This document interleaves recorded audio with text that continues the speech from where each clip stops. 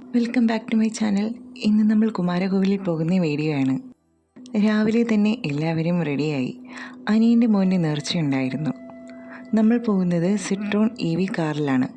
Full charge ആക്കിയിട്ടാണ് വീട്ടിൽ നിന്നും ഇറങ്ങുന്നത്.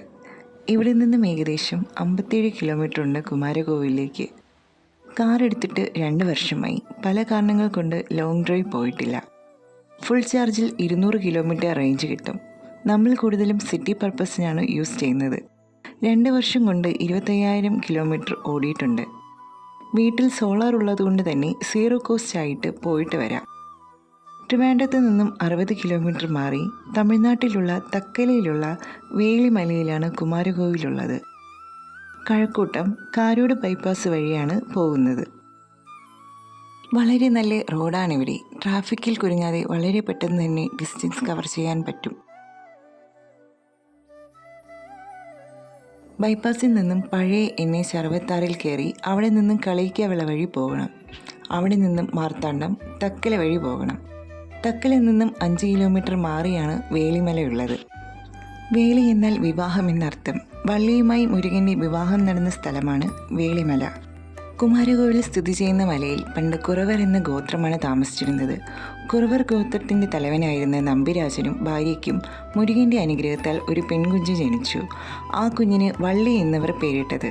വള്ളി വളർന്നു വലുതായപ്പോൾ മുരുകനോടുള്ള സ്നേഹവും ആരാധനയും മുരുകനെ മാത്രമേ വിവാഹം കഴിക്കൂ എന്നും തീരുമാനിച്ചു. മുരുകൻ ഒരു വേടൻ്റെ രൂപം സ്വീകരിച്ച് വള്ളിയെ പരീക്ഷിക്കാൻ തീരുമാനിച്ചു.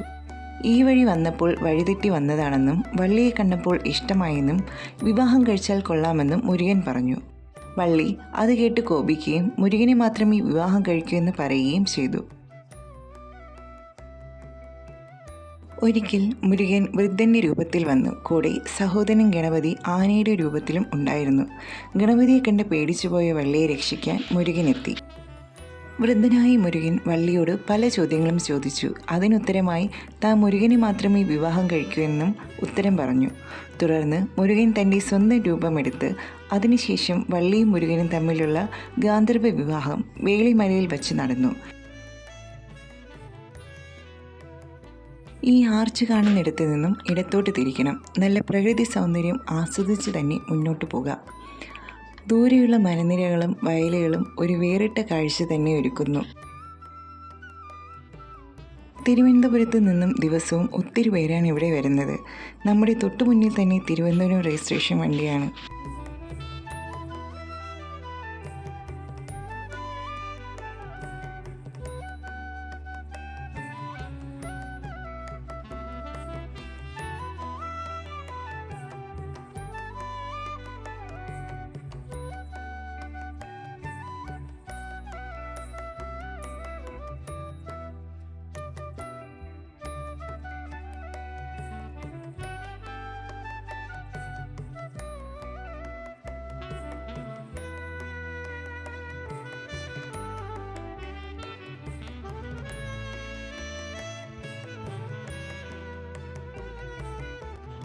അങ്ങനെ നമ്മൾ ക്ഷേത്രത്തിൽ എത്തിക്കഴിഞ്ഞു.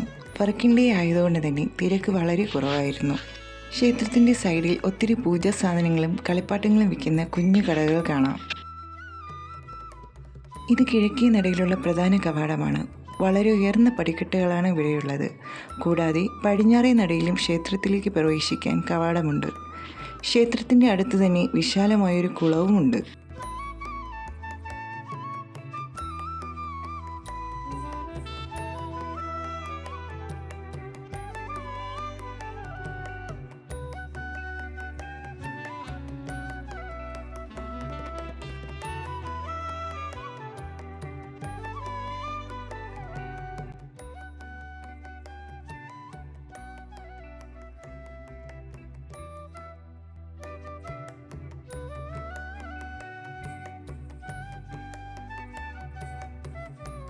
ഇവിടെ സുചീന്ദ്രത്തുള്ള സ്ഥാനമലയിൽ അവിടെ പരമശിവനെ നോക്കി നിൽക്കുന്ന രീതിയിലാണ് കിഴക്ക് ദർശനമായി മുരുകനെ പ്രതിഷ്ഠ ചെയ്തിട്ടുള്ളത്.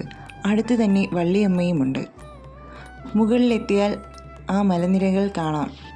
മഹാദേവൻ, ശിവകാമി, അർമുഖനായകൻ എന്നിവയുടെ പ്രതിഷ്ഠയും ഈ ക്ഷേത്രത്തിലുണ്ട്. ക്ഷേത്രത്തിന് പുറത്തുള്ള നടപ്പാതയാണിവിടെ. ഇവിടെ ഒത്തിരി കുരങ്ങന്മാരെ കണ്ടു.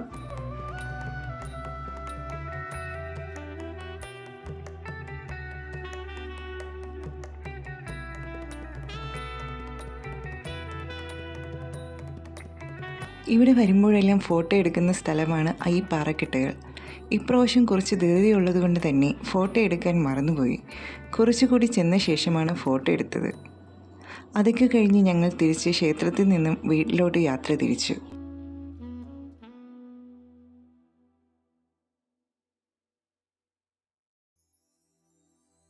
ഫുൾ ചാർജിൽ പോയ വണ്ടി തിരിച്ചെത്തിയപ്പോൾ 50% ചാർജ് ഉണ്ടായിരുന്നു. എക്കോ മോഡ് യാത്ര ചെയ്തുകൊണ്ട് തന്നെ 120ഓളം കിലോമീറ്റർ 50% ചാർജിൽ ഞങ്ങൾക്ക് കവർ ചെയ്യാൻ സാധിച്ചു. EVയെക്കുറിച്ച് കൂടുതൽ അറിയണമെന്നുണ്ടെങ്കിൽ കമൻറ്റ് ചെയ്യുക.